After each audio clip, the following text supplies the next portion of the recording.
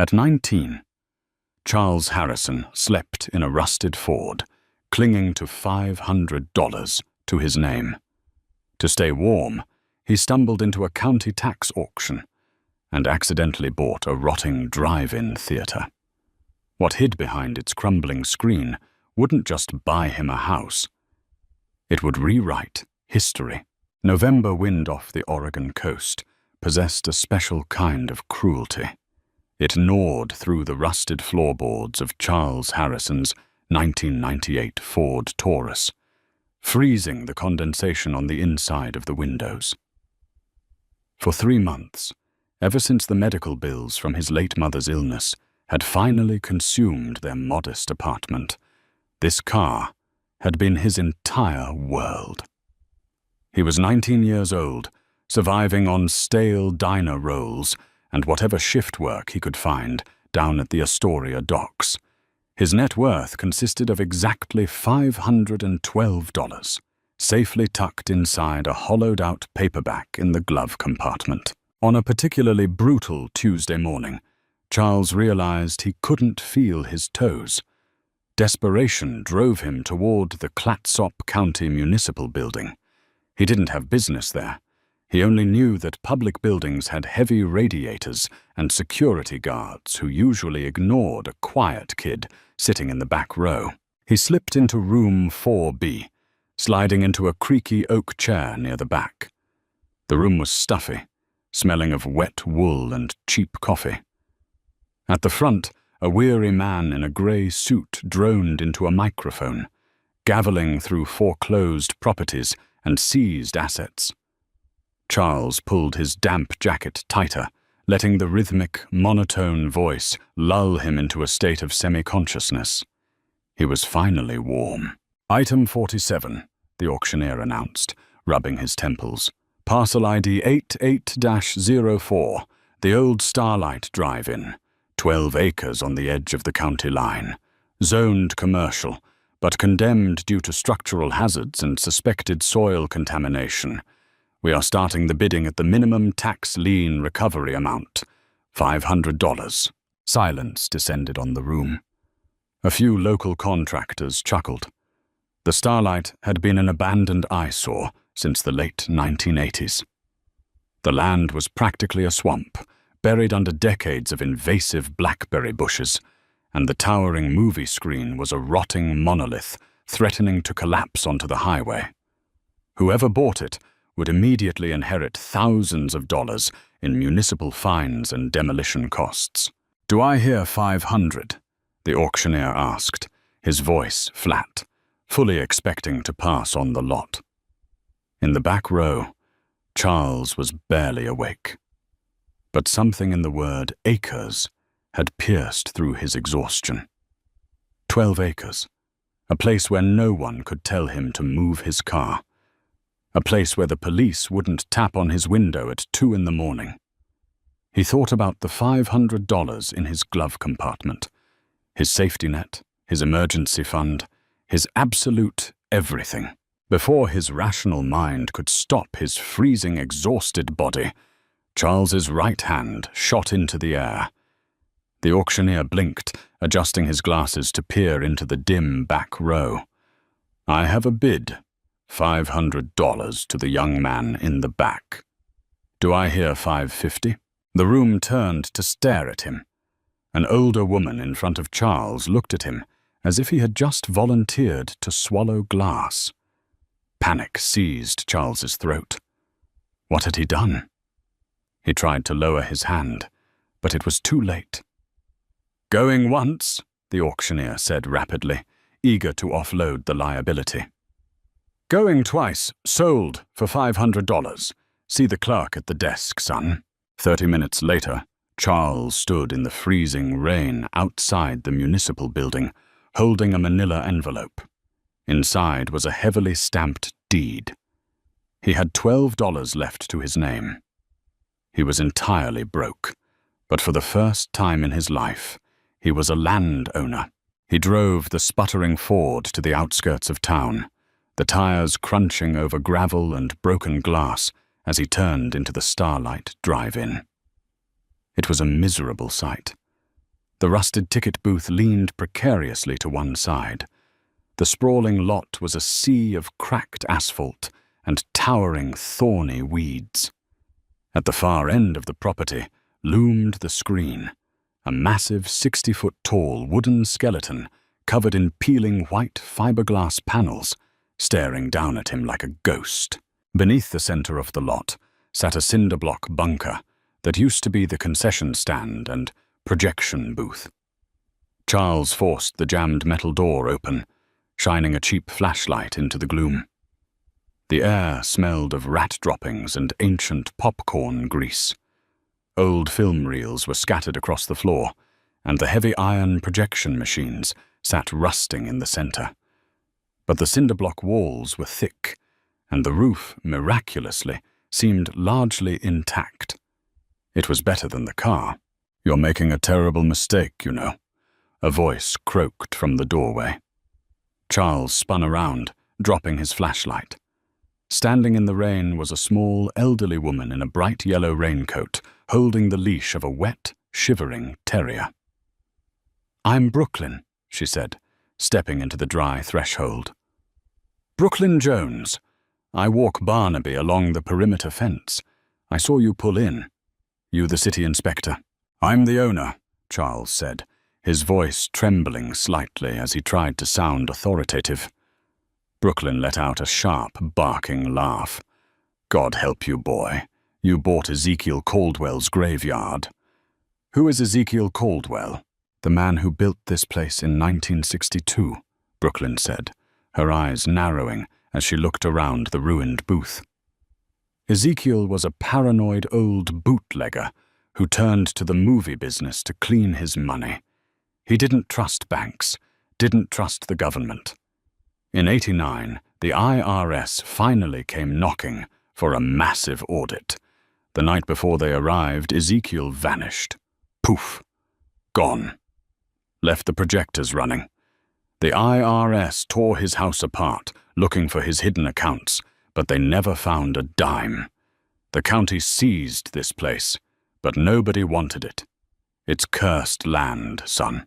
Charles looked out the shattered window toward the towering, rotting screen. He didn't believe in curses. He believed in poverty, and he believed in surviving the night. "It's mine now," he said quietly.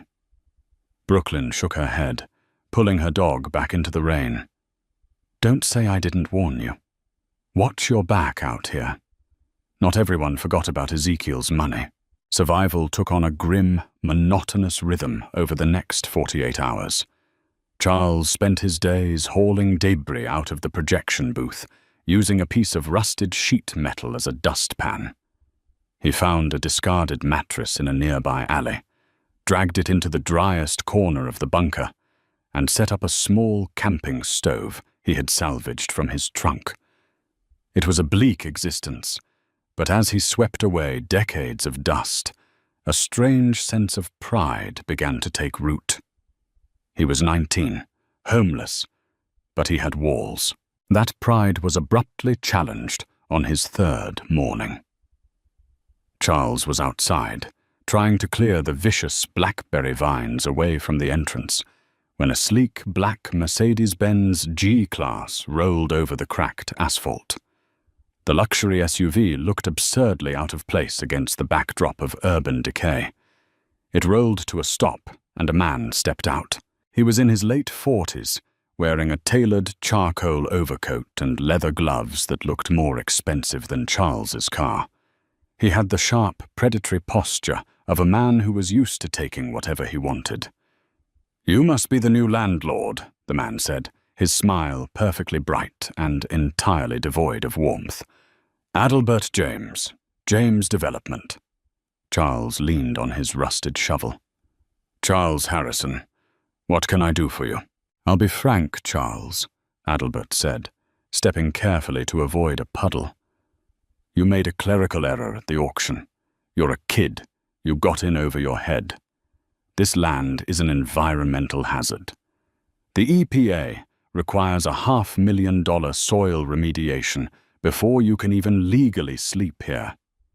I'm a local developer. I buy these distressed properties, clean them up, and build warehouses. I'm here to bail you out." Adelbert reached into his coat and pulled out a crisp checkbook. "I'll give you $2,000 right now. You quadruple your investment, walk away clean, and I take the headache off your hands." Charles stared at the man. $2,000 would fix the Ford's transmission. It would buy him a month in a warm motel and enough food to stop the constant aching in his stomach. He opened his mouth to say yes, but something stopped him. He remembered Brooklyn's words. Not everyone forgot about Ezekiel's money. "I think I'll keep it," Charles said, his voice surprisingly steady. Adelbert's smile slipped. Just a fraction. "Don't be stupid, kid. You're living in a toxic ruin." 5,000. Right now. Charles's heart hammered against his ribs. The jump from 2,000 to 5,000 was too fast. It reeked of desperation. "Not for sale." Adelbert closed the checkbook, the leather snapping loudly in the quiet lot. 10,000. Final offer. Take it, or I let the city code enforcement know there's a squatter violating health ordinances. You'll be forcibly removed by Friday, and you'll lose the property to municipal fines anyway. A cold spike of adrenaline hit Charles's veins. Why was a millionaire developer so desperate to buy a useless, toxic swamp that he was willing to throw $10,000 at a homeless teenager on a whim? "Get off my property," Charles said, his grip tightening on the shovel handle. Adelbert James stared at him, his eyes going dead and flat. The veneer of the friendly businessman vanished entirely. "You have no idea what you're sitting on, boy," he whispered. "You're playing a game with men who will crush you." He turned on his heel, got into the Mercedes, and sped away, kicking up a spray of muddy water. That night, the sky bruised purple, and a violent Pacific Northwest squall slammed into the coast. Inside the projection booth, Charles huddled in his sleeping bag, listening to the wind shriek through the rusted ticket stand. The storm was ferocious, rattling the heavy cinder-block walls. But the most terrifying sound came from across the lot. The great starlight screen, battered by decades of neglect, was groaning under the gale-force winds. A sound like a bomb detonating echoed through the lot as a massive section of the wooden skirting at the base of the screen snapped, whipping violently in the wind. Charles sat up, terrified. If the structural supports gave way, the 60-foot fiberglass sail would collapse backward, crushing the projection booth and him beneath tons of timber and metal. He grabbed his flashlight and forced the steel door open against the howling wind. The rain hit him like buckshot, instantly soaking him to the bone. He sprinted across the flooded asphalt, slipping and sliding until he reached the base of the towering screen. The structure was a nightmare of crisscrossing wooden beams and steel tie rods, like the scaffolding of an ancient cathedral. The broken skirting was flapping wildly, threatening to tear the main load-bearing pillar from its concrete foundation. Charles grabbed a heavy length of nylon rope he had found earlier, intending to lash the broken wood to a steel crossbeam. He climbed the lower maintenance ladder, the wind threatening to rip him off the rungs. At 15 feet in the air, behind the false front of the massive screen, he shined his flashlight into the dark, hollow cavity between the support pillars. He expected to see rotten wood and rusted nails. Instead, the beam of his flashlight reflected off something cold grey and impossibly out of place. Charles froze, wiping the rain from his eyes, and leaned closer into the narrow, hollowed-out space within the screen's massive foundation. Bolted directly into the reinforced concrete, perfectly hidden behind the weather-beaten fiberglass panels, was a door. It wasn't a wooden door or a standard security gate. It was a heavy, brushed steel vault door, the kind used in commercial banks. Recessed into the center of the steel was a polished brass combination dial. Adelbert James didn't want the land. He wanted what Ezekiel Caldwell had sealed inside the very bones of the Starlight Drive-In. Rainwater cascaded down the back of Charles's neck as he stared at the brushed steel vault door hidden within the drive-in screen. His freezing hands hovered over the polished brass combination dial, trembling from both the bitter cold and the sheer shock of his discovery. Ezekiel Caldwell's missing fortune was not buried in the toxic soil, nor was it hidden in a distant offshore account. It was suspended 15 feet in the air, encased in reinforced concrete and steel, watching over the empty asphalt like a silent gargoyle. Charles pressed his ear against the freezing metal and gave the dial an experimental spin. The mechanism clicked with a heavy, oiled precision that felt entirely alien amidst the rotting wood and peeling fiberglass. He had absolutely no idea how to crack a commercial bank safe. A sudden, violent gust of wind nearly tore him from the ladder, reminding him of his immediate reality. If Adelbert James knew this vault was here, he would not hesitate to bulldoze the entire structure with Charles still inside it. Panicking, Charles grabbed the thick nylon rope he had brought to secure the flapping wooden skirting. Working with desperate speed, he lashed the heavy, splintered boards back into place, concealing the narrow access gap to the hollowed-out pillar. He tied the knots as tightly as his numb fingers would allow, masking the entrance just as the storm reached its terrifying peak. By dawn, the squall had broken, leaving behind a bruised grey sky and a landscape battered by debris. Charles emerged from the projection booth, his muscles screaming in protest. He had not slept. Every time he closed his eyes, he saw the gleaming brass dial. He needed information, and he only knew one person in this miserable town who possessed any. Charles walked the perimeter of the chain-link fence until he spotted Brooklyn Jones in her bright yellow raincoat, her wet terrier, Barnaby, sniffing at a pile of soaked leaves. She eyed Charles's exhausted, pale face as he approached. "You look like you wrestled a ghost and lost, boy," Brooklyn said, pulling her collar up against the morning chill. "I need to know more about Ezekiel Caldwell," Charles said, his voice dropping to a low, urgent whisper. "You said he vanished the night before the IRS arrived. You said he didn't trust banks. What did he care about? What numbers would mean something to him?" Brooklyn narrowed her eyes, studying him with a sharp, calculating intelligence. She looked past him, toward the towering white screen, standing resilient against the morning fog. "You found something out there, didn't you?" "I can't say. But Adelbert James offered me $10,000 to leave yesterday. He threatened to have me forcibly removed by Friday if I didn't." Brooklyn spat into the wet grass. "Adelbert James is a corporate vulture. He's been trying to get his claws into local county politics for a decade. If he wants this land, it's not for a warehouse." She paused, petting her shivering dog. Ezekiel was a strange, isolated man. His wife, Mary, died young. Polio, I think. He built the Starlight to honor her. She loved the pictures.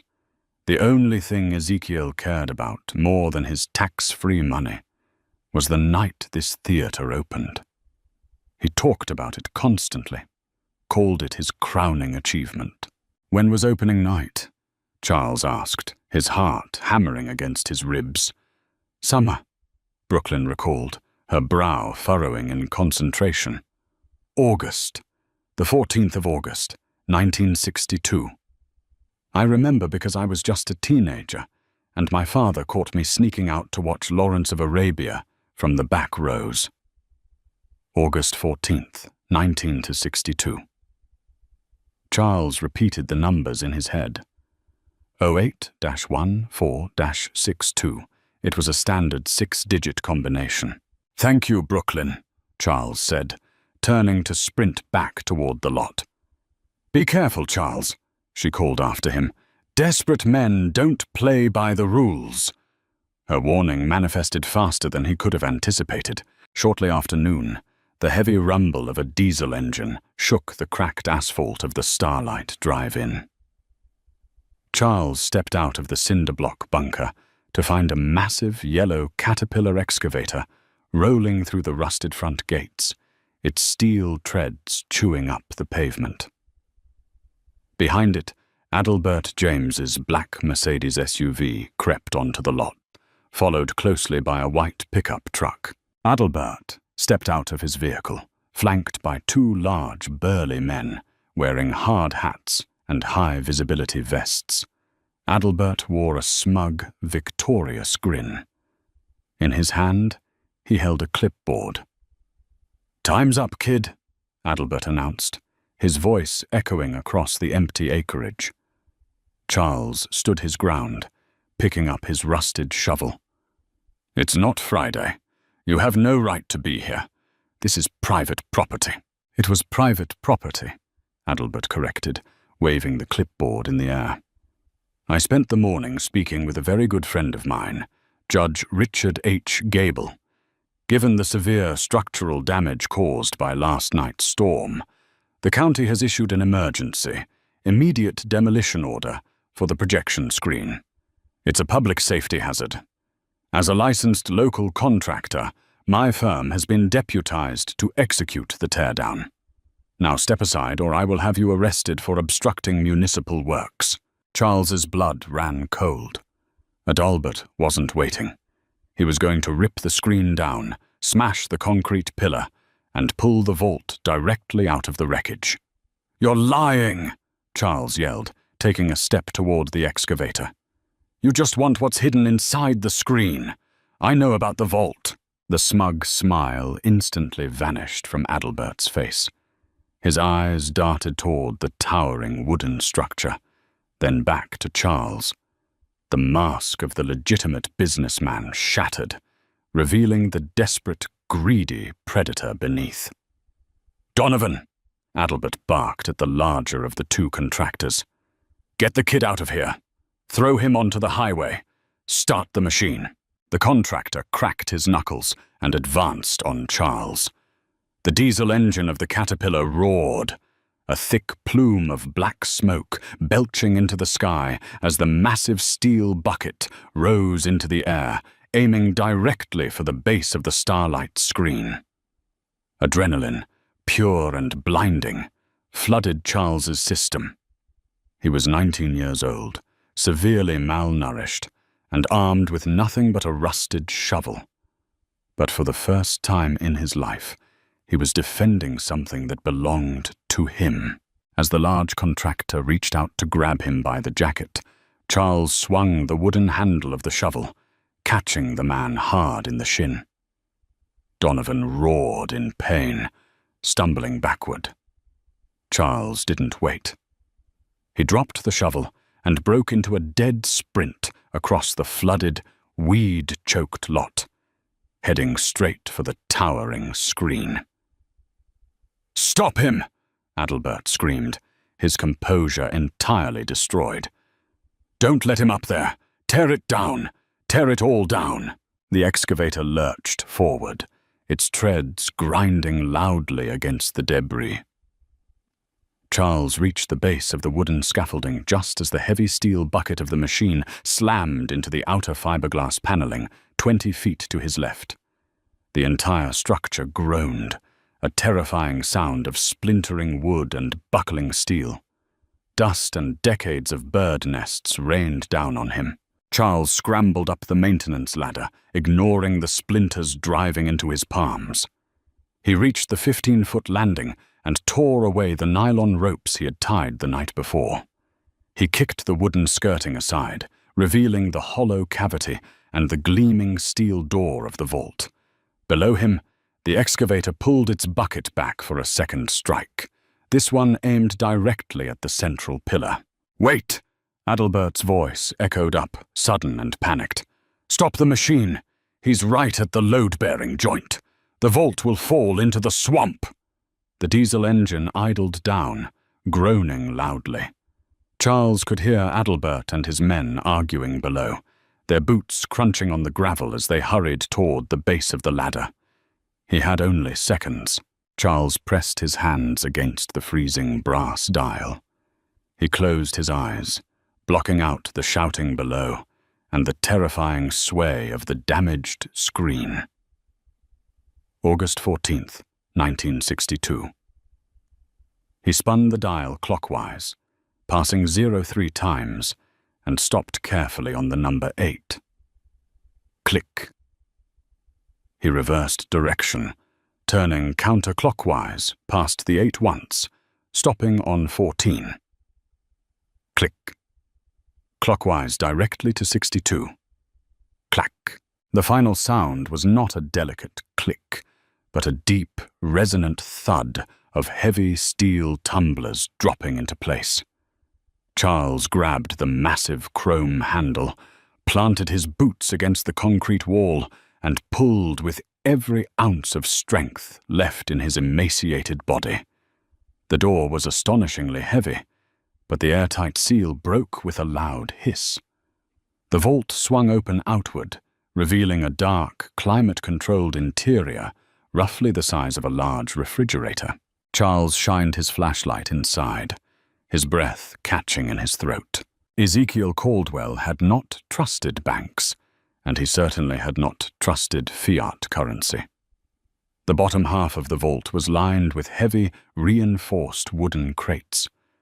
Charles pried the lid off the nearest one.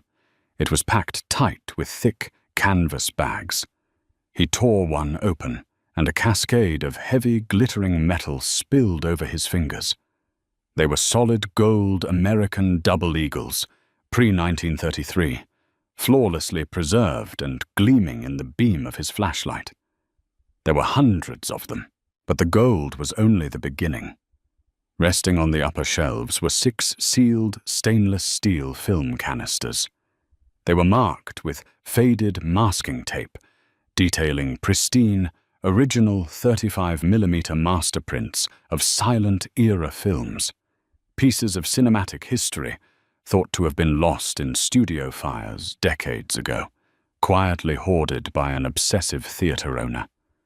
Beside them sat a thick leather ledger and a stack of bearer bonds that had matured a quarter of a century prior. "Get away from that door, boy!" Adelbert James's voice boomed from the ladder. Charles turned to see Adelbert's head appearing over the top rung of the landing. The developer's eyes were wide, fixated with a feral intensity on the glint of gold spilling from the crate. He pulled a heavy steel crowbar from his belt, his breathing ragged. "You found it," Adelbert whispered, climbing onto the landing. "I spent 5 years researching Caldwell. I tracked down his former projectionist. I knew it was inside the screen. All this time, sitting in the rain. Step away, Charles. You're a homeless vagrant. Who do you think the police will believe? I have the demolition order. This is my site now." "Actually, Adelbert," a sharp, authoritative female voice rang out from the ground below. "You have absolutely zero jurisdiction here." Adelbert froze, looking down. Standing beside Charles's rusted Ford Taurus was Brooklyn Jones, still clutching Barnaby's leash. But she was not alone. Flanking her were 2 Clatsop County Sheriff's deputies, and standing at the front was Sheriff Miller, holding a radio to his shoulder. "Drop the iron, James," Sheriff Miller shouted, resting his hand on his holster. "Mrs. Jones here called us about an unauthorized demolition and a forged judicial order. I just got off the phone with Judge Gable's clerk. He's never heard of you, and he certainly didn't sign an emergency tear-down order for this parcel." Adelbert's face drained of color. He looked at the gold inside the vault, then down at the police officers. The crowbar slipped from his fingers, clattering loudly against the metal grating of the catwalk. "It's a misunderstanding," Adelbert stammered, raising his hands slowly. "I was trying to secure a hazard." "You can explain your hazard mitigation to the booking officer," Miller replied. "Get down here." Charles watched as Adelbert James descended the ladder in defeat, his expensive coat covered in dust and cobwebs. As the deputies placed Adelbert in handcuffs and escorted him to the cruiser, Brooklyn looked up at Charles and offered a slow, knowing wink. 3 weeks later, the Clatsop County Municipal Building was buzzing with a different kind of energy. Charles Harrison sat in a plush leather chair inside a high-end corporate law office in downtown Portland. Across from him sat Jonathan D. Carmichael, a senior appraiser for a globally recognized auction house, carefully examining one of the gold double eagles through a jeweler's loop. "It is truly remarkable, Mr. Harrison," Carmichael said, setting the coin down gently on a velvet pad. "The numismatic value of these pre-1933 coins far exceeds their gold weight. And the film prints you recovered, the cinematic archives in Los Angeles, are already prepared to enter a bidding war. Conservatively, after taxes, you are looking at an estate valued north of $4.2 million. Charles looked out the floor-to-ceiling windows at the city skyline. His rusted Ford Taurus had been towed to a scrapyard a week ago. He was wearing a tailored suit that didn't smell like damp upholstery, and his stomach was full. He had slept in a real bed for 21 consecutive nights. "I don't want to sell the land," Charles said quietly, breaking the silence. Carmichael blinked, looking up in surprise. "The Starlight property? Mr. Harrison, the environmental remediation alone will cost you $500,000. It's a toxic swamp. Why keep it?" Charles thought about the bitterly cold night he had sat in the back of the tax auction, desperate for warmth. He thought about the cinderblock projection booth that had offered him shelter when the rest of the world had turned its back on him. He thought about Brooklyn walking Barnaby along the fence, keeping a watchful eye on a discarded teenager. "Because it was the first place that ever felt like mine," Charles replied, a soft smile touching his face. "And I think it's time to bring the movies back to Clatsop County." By the following summer, the rotting wooden scaffolding was gone, replaced by a state-of-the-art steel cinematic screen. The asphalt was freshly paved, the blackberry bushes replaced with manicured landscaping, and a brand-new neon-lit marquee illuminated the highway. On opening night, Charles stood by the newly renovated ticket booth, handing a free lifetime admission pass to a smiling Brooklyn Jones. Above them, the neon lights buzzed to life, casting a warm, brilliant glow over the massive crowd of cars. The Starlight Drive-In had returned from the grave, funded by the very treasure meant to be its tomb, and owned by a kid who had once bet his last $500 on a chance to survive the winter. Did this incredible true story of survival, secret vaults, and a life-changing auction keep you on the edge of your seat? The world is full of hidden treasures waiting to be uncovered by those brave enough to look. If you loved this dramatic deep dive, hit that like button, share this story with your friends who love a real-life mystery, and subscribe to our channel for more jaw-dropping historical discoveries.